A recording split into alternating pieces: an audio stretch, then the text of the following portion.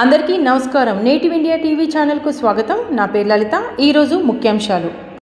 భారత్కు చేరుకున్న ఫిక్సిస్ పయనియర్ ఎల్పీజీ నౌక గ్యాస్ సరఫరాకు ఊరట. పశ్చిమాసియాలోనే నెలకొన్న ఉద్రిక్త పరిస్థితుల కారణంగా దేశంలో గ్యాస్ సరఫరా అంతర్యం కలిగిన విషయం తెలిసిందే. ఈ పరిస్థితిని దృష్టిలో ఉంచుకొని కేంద్ర ప్రభుత్వం ప్రత్యేక మార్గాల ద్వారా ఎల్పీజీ దిగుమతులను వేగవంతం చేసింది.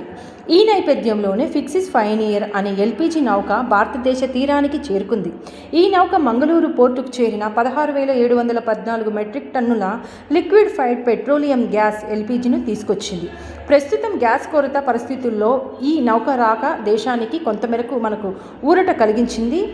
గ్యాస్ సరఫరా వ్యవస్థను స్థిరీకరించడానికి కేంద్రం మరిన్ని దిగుమతులపై దృష్టి పెట్టింది. అధికారుల ప్రకారం వచ్చే వారంలోనే సుమారు 72,700 మెట్రిక్ టన్నుల ఎల్పీజీ మోసుకొచ్చింది. మరో భారీ నౌక కూడా భారత్కు చేరుకోనుంది. దీంతో దేశవ్యాప్తంగా గ్యాస్ సరఫరా మరింత మెరుగుపడే అవకాశం ఉంది.